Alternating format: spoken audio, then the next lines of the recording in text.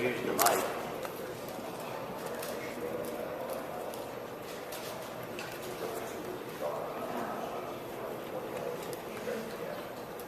All right, I think I'm good to go. All right. You gotta turn it on. Just push this button. Yeah, it's in the green light. There we go. All right, and everyone, last people's ears out.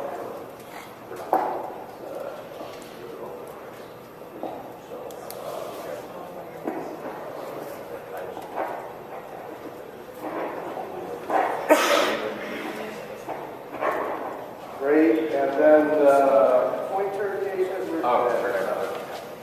That's here. I got it. I think right here. Okay, forward and reverse. Forward, reverse. All right, let's see if you got the laser. Okay, so my name is Ken Smith. I work with Cooperative Extension in the field. And, Cooperative Extension is a service that you guys pay for through your tax dollars. And so,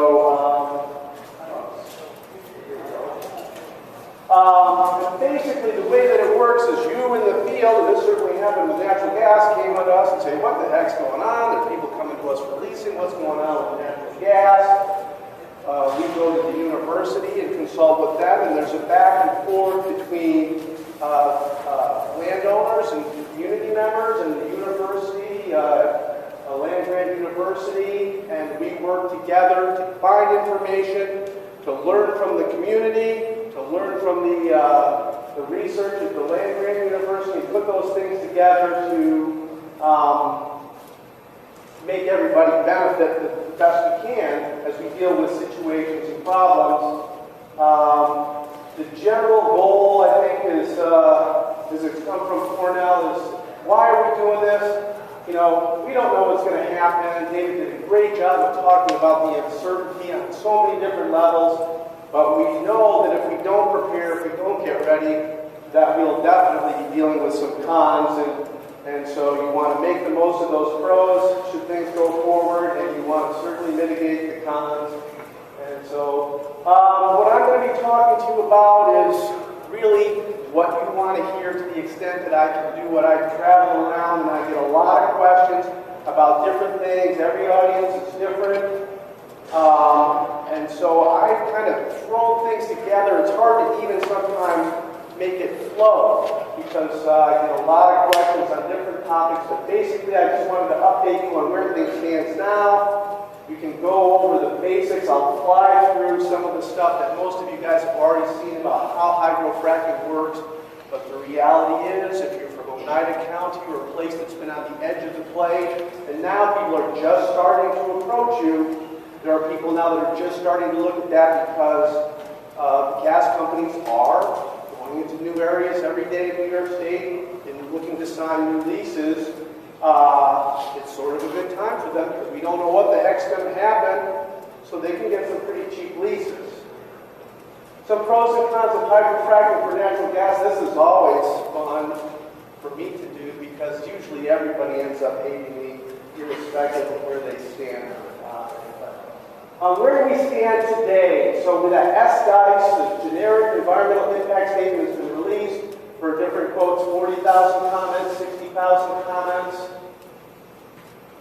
The DEC is weighing through those to come up with their final regulations. The DEC Commissioner, Joe Martin, says he feels that hydrofracking can be safe with appropriate regulation and enforcement. So that's kind of the mindset that New York State is slowly grinding through this process. And the mindset right now is that it can be safe with appropriate, this is the state now, with appropriate regulation and enforcement. There is some thought by a few that there may be a handful of permits that that go forward this year. No one would be surprised if 0 go through this year. But that's where we stand now in terms of permits. They don't even know how long it will take to put a permit through because they've never done one. So one DEC official has said, we don't even know how long these things will take. Core challenges, as David just said, there were 14 court challenges on both sides of this issue. Ultimately, the high courts of the state will decide whether individual communities can go forward and ban hydrofracking or whether the hydrofracking as the regulations come forward is even appropriate. So the court will play a role in the timing. Again, one of these uncertainties. I'm going to have better pictures here in a second. But this is just kind of where we are today. Some natural gas companies, I think Cabinet is one, just said, you know what, we're done with New York State. We can go to Ohio and make money. We can go to West Virginia. We can go to Pennsylvania. We're just going to let those leases, we're just going to call it a loss and move on. At the same time, other gas companies, I think Chesapeake is one, they're saying, you know, we think there's good value in New York, so we can sign up these leases cheap. So there are people now being approached for leases that have never been approached for leases before. So this is probably one of the worst slides that I have in terms of visual interest, so we'll try to get on. Can towns ban drilling? They can try. We don't know. Because the language of the law is very similar to other types of mining where the towns can ban it for gravel and other things. And so even though when they wrote the law, the guy who wrote the law wanted to give the DEC the say, and he will tell you that, ultimately the courts will decide what the towns do. Okay. Of course, they can always write our law. So, getting into the better picture. New York State, these things are the theories of a few different deposits. We'll talk a little bit more about why do I care? Well, you know, here I am. In my house, I'm probably a little bit outside of Marcellus, but you know, maybe they have come to my neighbors and said, you want $100 an acre for your land? And that hasn't happened to me yet. But I need to be careful I get my drinking water here, and you guys are all in the same situation, or many of you are. I put Chobani Agri-Farm there. I just have to also kind of keep an eye out for them. I'm sort of responsible in certain ways of protecting their interests because they represent a lot of farmers and a major employer in my county. And if the region gets a bad reputation as being one that's contaminated with chemicals, it could have a real impact on their sales, etc. So let's get into this.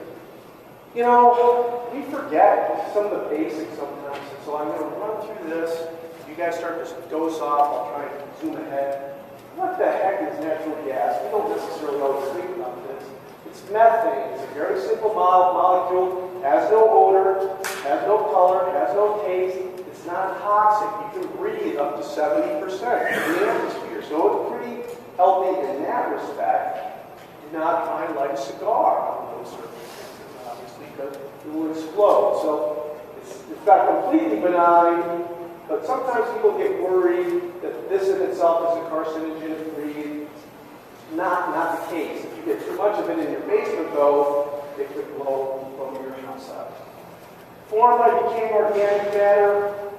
This is basically how most of it is formed in one way or another. Swamps, in your internal organs, producing all those places. Flammable or explosive under certain conditions. This is one, there's just lots of little bits of information. It's commonly found in drinking water in small amounts. It's non-toxic. There's carbon dioxide, there's calcium, there's iron, there's lots of things in your drinking water. And one of the things that people should know is that it's pretty common. In one study in West Virginia, where they have a lot of coal and other things, they found methane was present in about 70% of drinking water.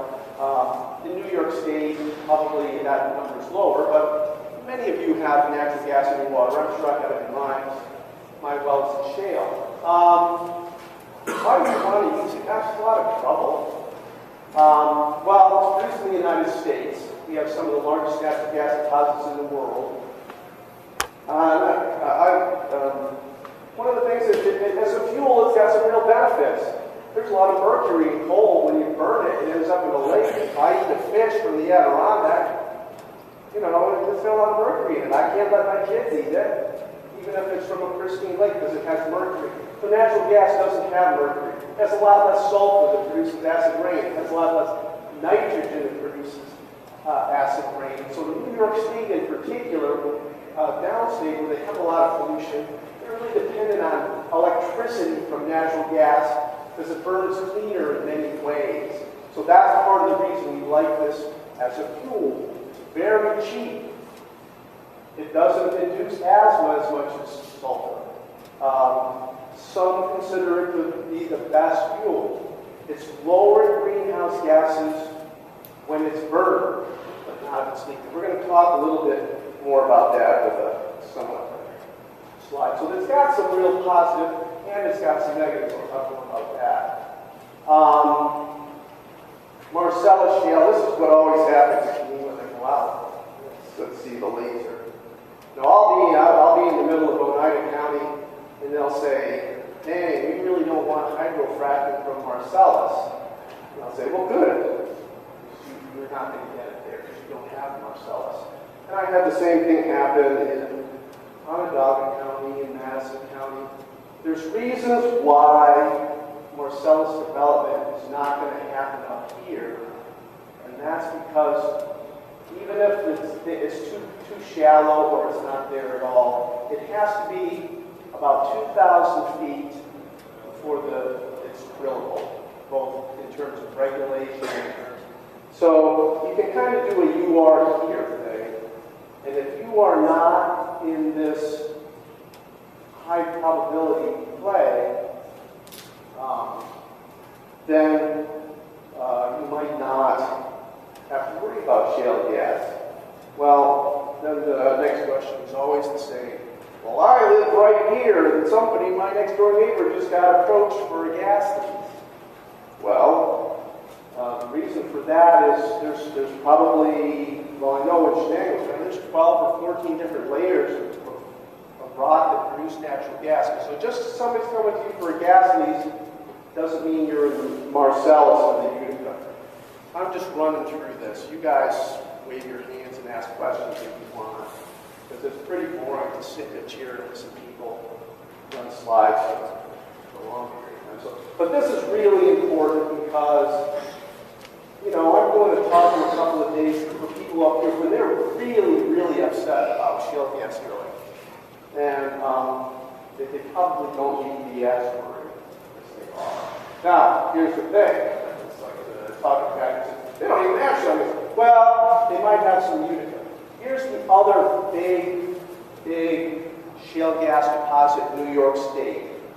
And as David Kay was saying earlier, we're talking about uncertainty. Nobody knows if this is a major payload or this is,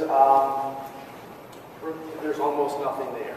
And, depending on where you are, this could really have an enormous financial impact on you, or it might not. Because we don't know how much gas is there. Now, going back to what the gas companies know, they have a better idea because they've drilled through it, they've checked the carbon, they know the pressures in the air. So the gas companies know more than we do. David was saying earlier, some people know more than others. And it's interesting, the people that know the most, Chesapeake, they're buying leases.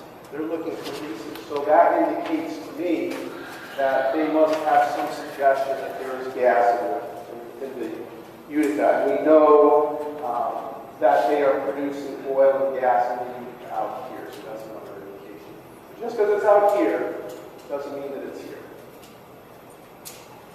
High probability gas, this is where the most likely places. Here's three that we put together for Shenango County, or they put together for us. So two of these, the purple is Marcellus, blue is Utica. And then the green is a sandstone, not a shale gas, a conventional gas. But remember, in this location, there's probably a dozen layers of rock that produce natural gas. Some of them are just a little bit, but as a landowner, it can have a really big impact. We can talk more about this. I hope you'll ask me some interesting questions. This is some older information going back to when David David. David actually looked at this slide for me a while back and said, oh, man, you know, this is, we're vastly overestimating the amount of gas there. But in a good, well, let's say this is going to still be accurate, 80 acres of stone will produce about 3 million gallons of gasoline equivalent, energy equivalent. That's why this is so important. Listen, now you're going to find out it's obsolete. What happened in New York State today, remember, it's not like we never drilled gas before in New York. We drilled about 70,000 wells. Very large numbers of them have been hydrofracked, lots of hydrofrack fluid. That's not new, but part of the system is new. And I'm going to go through this stuff pretty fast. Probably the best thing is for you to ask me questions about it later, because at this point, a lot of people have seen a lot of this stuff. And I don't want to waste time going over what you know, because there's other stuff that you probably haven't seen. So when they drill natural gas and shale, it's much more evenly distributed than the olden days when they were looking for a sweet spot that was maybe 1 or 2 wells in the regions where gas is going to flow out of the Marcellus or the Utica. When they put a wellhead in here, or a well pad, they might drill 8 or 10 wells off of this over very, hundreds of acres, because the gas is much more uniformly distributed than conventional gas. It doesn't mean it's completely uniform, but where it's found, when they site that well pad, if it's on your property, they might be drilling 3, 6, 8 plus wells. And that changes the dynamic, because if you've got it on your property, then you think, okay, they're going to be done here in a couple of months. Well, maybe. Right now, I think in Marcellus, they're drilling 2 to 3 wells on average. Is that right, Steve, from well pad? So, okay, they got done with the first one. They're not going to pick up and leave. They're going to drill the second one and the third one. And so then maybe after they've got your lease tied up for perpetuity, they'll come back in a few years and they'll drill this out. So that drilling phase, again, going back to the uncertainty, that could last a few months, or it could last a few years, depending on how many of these get drilled. And then again, that rate. Maybe they're going to drill 1, 2, 3 now, come back later and drill out many more. And again, it's worth at least knowing that it could take a lot longer. All right. Again, this I think does actually show how in areas where it is abundant, it will probably be drilled out. There might be places where they just don't find anything. Have you guys all seen this by now? I see a lot of nodding heads, so I'm not going to spend a lot of time on this. I think one thing about the SGEIS is they've added another layer of steel. All these red layers indicate layers of steel. As part of the SGIS, they've added yet another steel casing, I think is one of their primary environmental requirements. Here's a picture of the Marcellus, if you haven't seen it. It does come to the surface across, like right around here, Marcellus, right? Is where it comes to the surface. And so basically, I like this photo because it basically shows what the hydrofracking process does. So really what you're trying to do is take a crack like this and jam a bunch of sand in it so it opens up like that so the gas can flow through it. And, as this slide tells it, there's a lot there besides that shale. There's a lot of brines and naturally occurring radioactive material. And so that's, I think, that. You have seen this picture, probably most of you. The thing I'll just throw in here is that we've kind of been trained to assume that these chemicals are pretty nasty, toxic chemicals. One thing that has developed over the past couple of years is the advent of food grade, or what would be in diluted form, non-toxic chemical fracking formulas. There's one called Clean Stim that was actually, drunk on stage by a manufacturer. And so the SGIS doesn't require non-toxic fracking fluids, but it does require that people explain that they are not using it. So there are non-toxic options to this. I just mentioned it because most people have never even heard that. David had a nice slide showing, when I go, almost always people ask, well, how long do these gas wells last? Well, typically gas wells, the expectation for the gas wells is that they'll have this very steep decline, and then these things run out about 30 years. That's what the industry will tell you. Opponents will say, you know what, no, that's not how it works. We get out here, then it just goes to zero. And probably there's a different level of merit to those arguments, but until you have 1 year, 30 years of data, you just don't, you don't know with certainty, although you may be able to put some probability to it. One thing that I often get is like, well, where the heck's all that waste go? You get it up out of the ground, you pump those chemicals back out of the ground.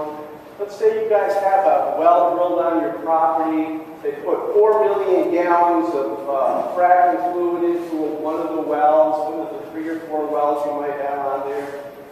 Well, okay, let's say they did 3 wells. There's 12 million gallons of fracking fluid. 80% of it stays in the ground. There's going to be a few million, 1 million or 2 gallons that comes back out. What the heck happens to that? And so these days, a lot of this fluid, and this is kind of the beginning, this is what we hope we're going to see. Instead of those ponds that you often see, this is an alternative lagoon where they have a sequence of tanks. So what happens to those chemicals? A lot of times now they get recycled. Companies, why would they want to send this stuff off to disposal if they can recoup some of these expensive chemicals? So they oftentimes will do some treatment for reuse. Chesapeake wants to reuse all of theirs. When they do have stuff they have to get rid of, oftentimes it goes out to Ohio for deep well injection. That is, seems like that deep well injection recently has stimulated some minor earthquakes out there. That's not the hydrofracking process, but this disposal related to it. Sometimes what happens, or really, probably normally what would happen is if you had normally occurring radioactive material in here and it settles out, in its unconcentrated form, the DEC views these norms, normally occurring radioactive materials, they're not concentrated enough to be radioactive enough to be of concern, but if you put it into a settling pond, or you run it through a filter and it becomes concentrated, then it has to be handled with some low-level nuclear or radioactive material, and then again it would go, Ohio seems to be, we're always saying, oh, it goes to Ohio, it goes to a landfill in Ohio. And so that seems to be where that happens. In Pennsylvania, there's still some treated waste going back into rivers. So it goes to a treatment plant, and then they are dumping some of that water back in rivers. And, that's not likely to happen here. Did you ever hear that expression? It's an English expression, dogs breakfast, where there's all kinds of things thrown together. That's what my presentation is. So we're jumping from that, probably one that's really compulsory integrated. No, and Steve Palmatier is here, so I'm glad I used it well. That's on his property. So Steve, don't correct me if there's... This is a generalized... I don't know who owned these. So, but when this well is done, these represent different landowners. This was, let's call it an 80-acre unit. 160. Okay. But that's all right. So anyway, so let's say it's 160. And so Steve, for on this particular one, were there people compulsory integrated on this? No. Okay. And this is their word.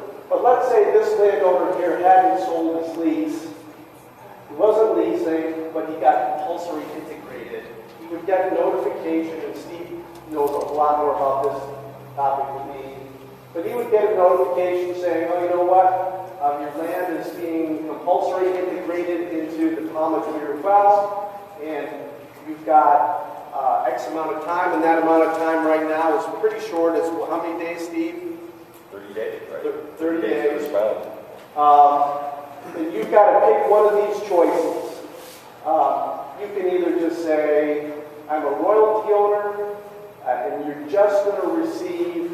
1/8 the value of the gas, no lease bonus. And so you didn't get a bonus, maybe this person got $100 an acre or $1,000 or $2,000. You don't get any of that $1,000 an acre bonus, but you're going to get 12% or 1/8 of the value of the gas as it comes out of the ground. You didn't negotiate anything. It's just like, hey, you didn't sign a lease, but your property's on there. You're getting, it's about 12%, and that's what you get. You're done, no risk. But you also have the choice to say, oh, you know what, I'm going to be a non-participating owner, and that means that after the well pays for 300% of the cost to drill it, you're going to get full, okay, I'm going to come to you in a second, you're going to get full, the full value of your share. So, whoops.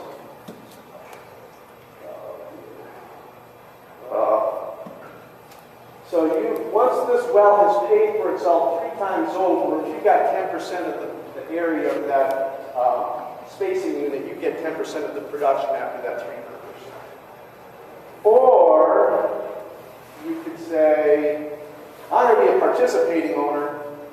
I'm going to help pay for this well, and I'm just going to take all the money that comes off.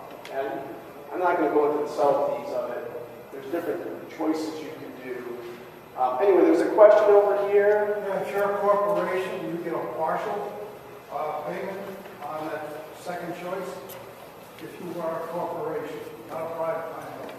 If you're a corporation, again, I don't have the degree of expertise. I'm looking for Steve now, who does this a lot more than I do.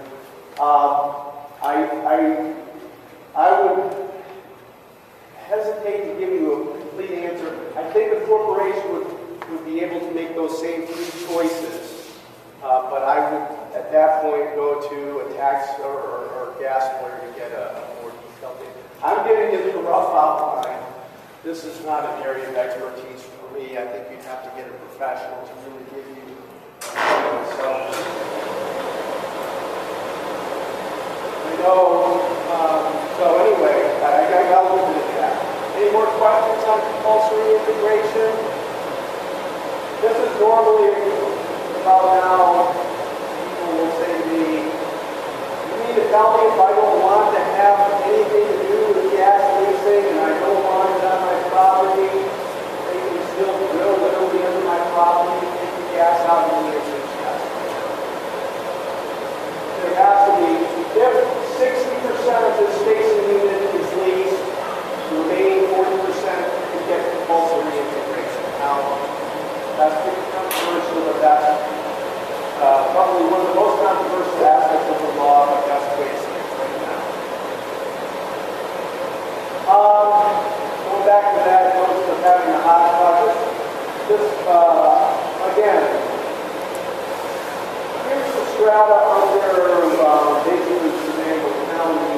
It's really not any different to most of those plays. Here's the Utica, a very large possible play. Here's the Marcellus. Virtually every lake area in between here has some natural gas in it for some form or another. Some locations much smaller and much spottier probably than these two. But if it happens to be under your house, let's just say this gentleman leases, they put a wellhead on his property, he's got a gas pipeline that comes to it, and they've got the seismic pressures underneath, so they know exactly what is under his property. Let's say he's got a little bit of Marcellus, he's got some Utica, and he might have some like there too. They're not going to just say, oh, you know what, we got it up the Utica, we got it up the Marcellus, we're going to leave that. Unless it's regulatory use. So, for him, you might get more income from this than from anything else, just depending on the lay of the land. So just please remember, when you're leasing, that you're dealing with a lot more than just 1 or 2 deposits. Very, very heavy. So, folks, I think a bunch of these out. So hopefully, they are really powerful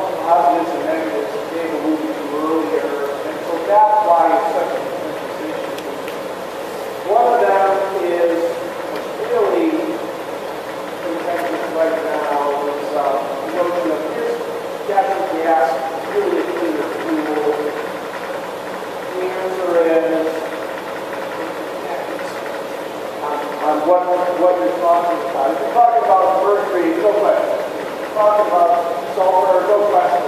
But if you're talking about greenhouse gases, then it really depends a lot on how we manage and regulate. Because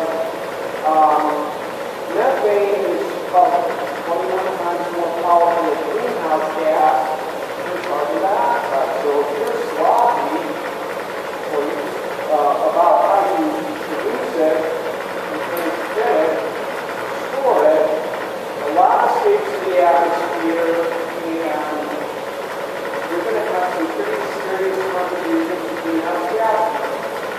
If you are able to do a better production method, capture the useful of this gas, because that's a value. Gas companies don't want to lose it in general, but if it has little value, you may not have much incentive. If you don't keep it in the pipeline and get it used, it can be a powerful greenhouse gas. So now there are some why there is some studies about what happens. Some like Marcellus Shale, technological laboratories, technology laboratories. They all know this is a lot better than natural gas is a lot better than coal. And then some others, Cornell, others say, no, it's not. It's a lot worse. It's as bad as worse, especially in the next 20 years. But ultimately, the agreement, I think, is that if this is tightly controlled, there's an advantage in natural gas. If it's fully controlled, it's a greenhouse gas hazard. Dave, how did I handle that? Say that was okay? All right. Dave checks my science. Fine. Economic pros. Why don't you guys start raising your hands and asking me probing difficult questions anytime you want to fight the presentation. Dave, chastise me a little bit about this when he checks my numbers. Many farmers and landowners will become multi-millionaires, but his numbers were sort of consistent with that. If you got a few hundred acres on the border of Pennsylvania, you might become millionaires. Maybe not, but it looks like from this data that's very possible. Most people don't have 3 or 400 acres. Most people have but I think the numbers in Chenango County, there are about 2,000 people in Chenango County with more than 25 acres. So if you're getting a lease bonus of $2,000 a year, $50,000 for that 25 acres, well, I think for the kids in school, if we have the mortgage, if we have 50 acres. So I guess the point is that some people will receive that really big paycheck, but very large numbers of people will receive a very, a paycheck that would look like have the potential to receive a paycheck of tens of thousands of dollars. Now this helps many of these understand that these landowner coalitions that are very powerful in turn up lots and lots of people, they are sort of fierce. And we say, okay, well, I understand it better because, this fellow person might have the potential for $10,000 or $50,000 or $30,000. That's enough for them to be hard. Chief, wow, I run a building in Norway. Natural gas prices are so low. I'm saving $10,000 or $20,000 a year because over what I was a couple of years ago. That affects all of us because lots of our electricity is produced with natural gas. Thousands of new jobs, I think they've identified that. I don't think there's any question that there's significant new jobs. I'm just going to throw one thing out, and I apologize for rambling. So here's the thing that I hear about. I was going to ask Steve, but I didn't want to take up the time. It's like, well, the question is, how long do those jobs last? They're only going to be there a few years. And I was like, well, how long does an average job last? Because, like I'd be real happy if I knew my job was going to be there in 10 years. And a lot of people I know, if I was a dairy farmer, I'd be real happy if I knew. So it's not like it used to be. I don't know. Do you have an answer for that, Dave? What's a typical job, a career? What's it like? If a bank created a job, what's the lifespan of that job? Well, it's less than it used to be, you're right about that, but I mean, the point I would say is, try and remember there's something like over 400, for each well, there's over 400 different professions to get a little piece of the action of that well. Right. But there are not that many sort of full-time equivalent jobs Right. like we're talking earlier. So. Okay, so I'm gonna try and be as efficient as I can, and as I say, you guys can tap up the presentation or difficult thought-provoking questions. Hundreds of new businesses, storefronts built. I think this has been the experience in Pennsylvania. Billions in taxes. Dave sent me a comment. It's probably true, but there's not really any. We haven't crunched the numbers, but I always joke, well, in New York State, the state's not good at everything, but if there's one thing that New York State can do, that I have confidence it can do, is that it can collect taxes. So, there's just a large unit of value there, and that gas will come out of the ground, and the state, we can have some sort of get a share of that. I'll talk a little bit more later.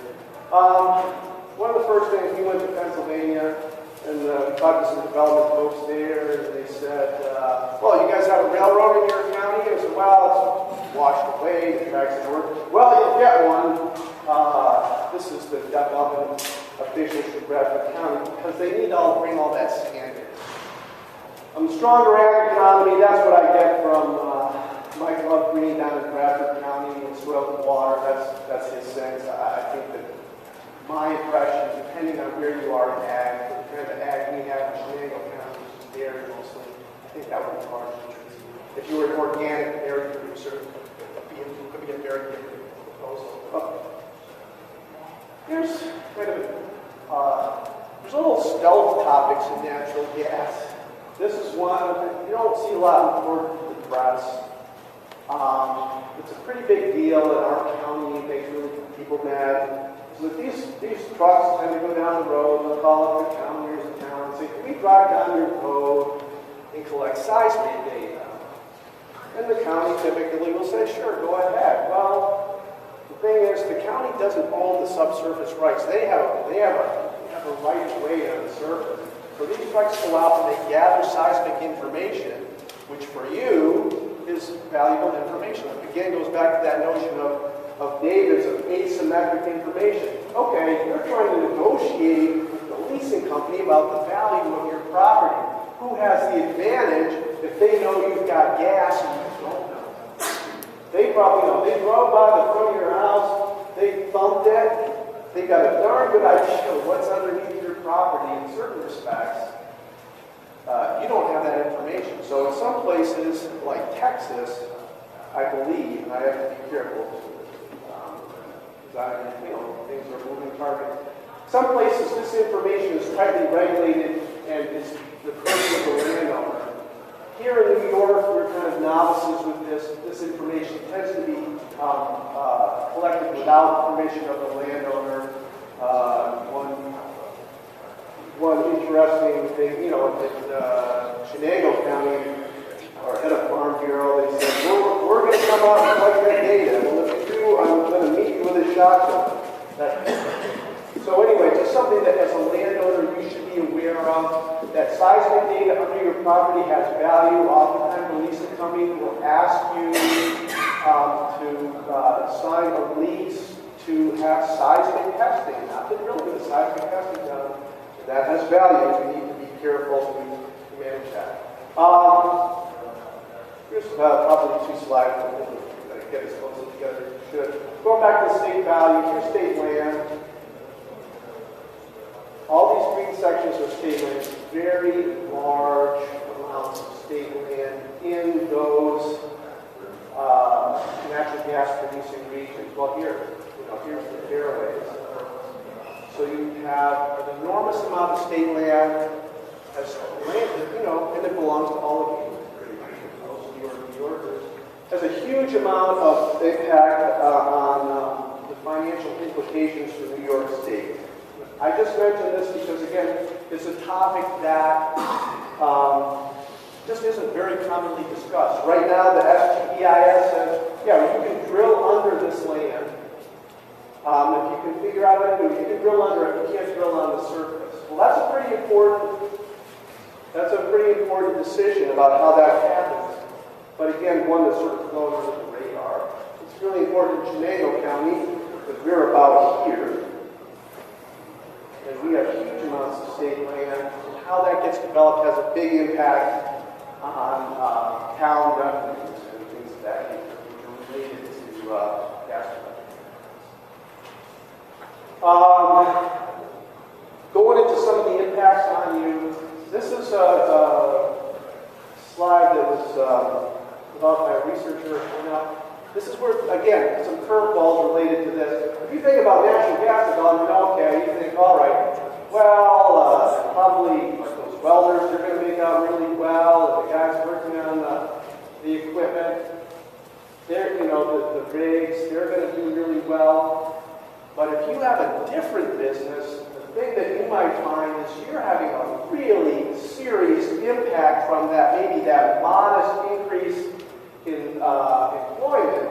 Not all employment is created equal in the sense that, yeah, maybe you didn't make massive numbers of jobs, but the demand for licensed truckers is phenomenal. And so what we find in Pennsylvania is that if you want your milk picked up, you've got to pay a special surcharge because it's just really hard to hire a trucker down there because those truckers are hauling water for the gas wells. Okay? And same thing, or you need a heavy equipment operator on your farm to put in a new slurry system or something like that. Wow. Maybe there weren't huge numbers of jobs, depending on your point of view, but the demand for heavy equipment operators really, look, it was real hard for them to get heavy equipment operators, really hard for them to get truckers. Nobody cared about the value of the timber anymore because that was chump change compared to the gas. And so they were being harmed by this overall boom down there. So some surprise. You can look there. You wouldn't think, okay, those office workers are the ones that are doing real well. But that's just not what you typically expect. In Shenango County, we have natural gas development that's conventional, and we did see this. You know, women and men who are working in a cafe for $20,000 a year going to work in a natural gas office making $40,000 a year in benefits, and then when natural gas drilling stopped last year, losing their job and going back to the cafe. You know, so those are things that can happen. Economic cons, we just talked about higher cost of workers, higher cost for trucking, competition for resources, higher cost of living, and again, uncertainty. If this is a really intense growth like they had in Bradford County or Pennsylvania, this is going to be really a powerful effect. If it's a slow build-up in our region, cost of living, rents in Bradford County went from $400 to $1,200 for an apartment, but that was a real boom. If we don't get a boom, if it's kind of a slow growth, we just probably wouldn't see that. Less appealing living environment. This is a picture of, you know, I don't know what town this is, but it's pretty typical in Pennsylvania where it was. As you guys may or may not know, the drilling in Pennsylvania is scaling back pretty dramatically because gas prices have fallen so low. Chesapeake and others are saying, well, you know what, we're going to leave the gas in the ground and go out to Ohio or someplace else where we can do gas. But again, if you're a retiree living on this street corner, you're one of the folks who's on the profound negative side, right? You didn't retire to this spot here so you could watch a steady stream of traffic. Farming groves. You got 400 acres on the border of Pennsylvania and prime Marcellus. Leases and royalties can mean millions. There's other sources of income. Farmers in Pennsylvania are doing things like putting 4 or 5 temporary trailers on their property and leasing them out for $20,000, $30,000, $40,000 a year. There's a lot of opportunities to make money in a boom. And whether there'll be a boom is an open question. That's one of the research. On-site energy for ag, I'll talk a little bit more about that later. Tractors probably aren't the best place to use natural gas, but if you had a soybean drying operation or greenhouse operation, they can be important for making your farm profitable. We do see that in New York State, in the western part of the state, where there are many people drying soybeans and doing other things with natural gas in their farms. Pay off debt. It didn't seem like that was really, I don't know, would that be captured by that? Okay. So one of the things that I heard reported from Mike Lovegreen of Bradford County was, well, you know, if you got a $200,000 debt on your farm, a mortgage, you pay that off, your farm's a lot more financially sustainable because you don't have that payment anymore. So a lot of people are paying down debt. They're buying new equipment. You don't have to replace your spend 8 hours trying to fix your combine in the middle of the season or a corn chopper. That makes your farm more viable. There's lots of ways farms are undercapitalized by spending some of that royalty money or lease money. You can make your farm a more viable operation without question. And that did happen in Pennsylvania. My favorite quote is, well, the bankers were trying to complain because everybody paid off their mortgages and they bought new equipment for cash. It's like, well, you know, if I have a choice between worrying about bankers and farmers, I'm comfortable with the bankers struggling a little bit. So, that's a topic. So, let's see. Potential to improve soils. Another thing they found out in PA was, wow, you know, I got some wet spots in my soil. I can't afford to do the conservation practices, putting in drain tile, the proper fencing. What they found was farmers had the money to make some improvements to their farms in terms of better conservation practices. Also, they found that people tended, when they, this is protect the farm, that means put it in a conservation reserve so it can't get turned into something else. Even in Shenango County, where we don't have much gas money, we found that people with leases, we had a person come in and say, I just got to sign a gas lease. Now I want to put a restrictive covenant on my farm so that it can't ever be used for anything for farming. So there is a little bit of an effect there. So those are pros. There's obviously cons. You know, not everybody's going to get that money. Higher costs for goods and labor. So if you didn't get more money and you got more cost, that's a problem. Higher trucking costs. Buying and selling land gets real complicated and people don't know what the land's worth because of the value of the natural gas rights, more expensive lands, one or more thing to manage, potential for a spill, and so contamination. This is a long haul for you guys. Everybody's serious about it. All right, so now here's your farm or your property or whatever, your land. This is hard to see because this is a conventional natural gas well. You have 100% control about what happens on the surface. What happens underneath, you're subject to compulsory integration. But how this looks, if you don't have a lease now, if you sign a lease, you've given up some of those rights. But you have a lot of control if you have not signed a lease yet about what can happen. Obviously, it's a negotiation between you and the gas company. Standard lease will not provide adequate protection for your property. I'll just say that straight out. And also, I will tell you that New York State regulations for the S-guys do not provide really almost any protection for ag land productivity. They're just not focused on that. So David had his comments. My comments were, you really have to look at ag lands and protect them.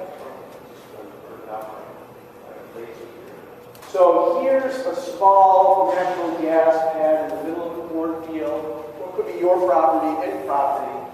Who got to decide where that got sited? And you want to at least be part of that conversation because here's the standard thing is they're going to put it in the middle of the cornfield. They're going to put it in the middle of the best cornfield because it's nice and flat and it's got good drainage and they're not going to site it out here on this hillside if they have a choice. They're going to put it in a nice flat cornfield. What you hear from guys in Pennsylvania and what we experience in Shenango County is goes into the best cornfield and then you got to work around it, you lose the headlands. This is about half an acre of shale gas pad is going to be bigger. So the 50-acre field became a 30-acre field. Well, you can only do that so many times before it's a real problem. Or, even worse, it's not a natural gas pipeline, it's a pipeline storage facility. And it's just covered with pipes. You can see that in Pennsylvania too, where they want to do that on the best ag soils. So Ag and Markets has a bunch of recommendations. I'll fly through these just to make it easier on you and your bodies that are sitting so long. You can get all this information from me in a PDF if you want later. You can ask me.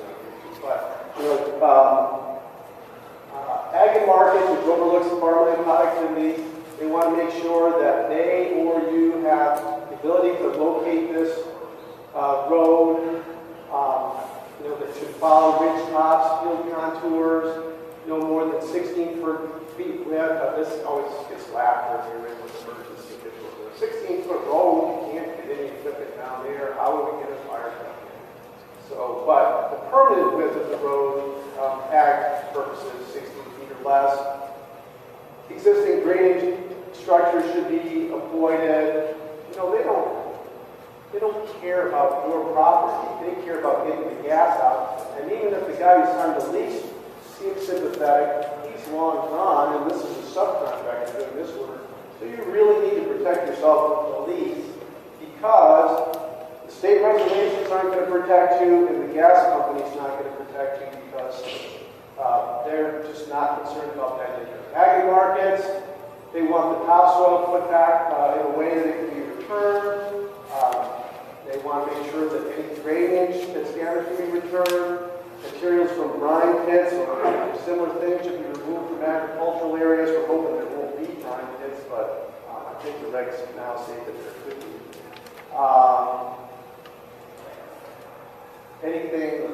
These are some of the specific brine pits should be covered with several feet of subsoil than the original depth of topsoil. These are specifics from Ag Markets. You want to make sure your topsoil is protected. Set aside, put it back on top. This is a little bit you're going to see here. Interestingly, Cornell did some research and found, you know what, the land can be better. When they run through the decompactor and remove all rocks with 4 inches, that field might be better. And usually farmers laugh when they say take all rocks out 4 inches over the field. But there are leases in, especially signed by land coalitions, where they have to put the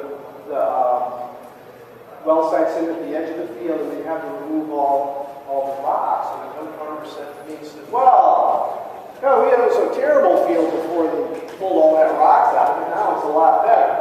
Probably that's not going to be the normal case, but you really want to make sure that you don't end up worse off. Because, yeah, that income is going to be great for 3 or 4 or 5 years maybe, but the land could be producing for literally. You need to restore that place after it's gone. That's not a given that it's going to happen. There's not really a lot of protection or regulation for ag productivity. Construction debris must be removed from the site. Monitoring.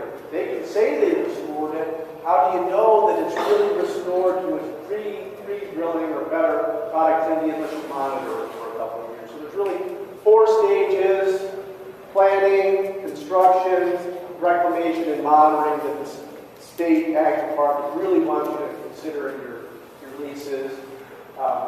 Landowner coalition obviously got a lot better ability to negotiate for hands. Believe it. So, I think this is my last slide. This one's a little bit, again, after we talked about this, here's a farmer in Chenango County, Arthur Jager. He's the best conceivable example because there were gas wells drilled on his farm in the 60s, and they were never able to finance a pipeline, so no one ever got to use it but him. The negotiation of the lease was full lifetime use for the farm, or the farm's use for natural gas, free. So that's like a best case scenario. So he's got an ag engineering degree, so he says, fine, I'm going to put in a generator, and he generates all the electricity for his farm and milking. He does everything by electricity that might normally be done, like rain mixing and stuff. He figures he's saving $1,000 a month in electric costs. This engine, for those of you who care about these, has like 40,000 hours on it. It's just a lot easier to run an engine from a sitting position. So he's done really well with this. Natural gas companies now, they no longer want to give landowners some of the gas because what they found was that landowners get jury-rigged up this fittings themselves, and then they blow themselves up every once in a while. It makes it real hard for insurance guys. So what really probably needs to develop for farmers and landowners to get access to their natural gas again is some sort of middleman, like a cooperative that can bring the gas to the farmer, and the farmer can use it. So that will have to happen. Again, it goes back to that notion of David's of we need to modify our system so local people can I don't know what I think that was in the Russian. We need to build in between gas companies and landowners. I think that's supposed to be. But that's not that hard to do. To create that regulatory entity or that business entity. Electric generation, greenhouses, vehicles, tractors, these are all things. You know, I'm just going to finish this up. Gas prices right now, $4 a gallon. Natural gas equivalent for the same BTUs is maybe almost half. So maybe 5 or 10 years ago, this becomes a much better, more important part of the equation. Okay, you guys deserve the marathon listeners award. Anybody have any thought-provoking, difficult questions to pep things up?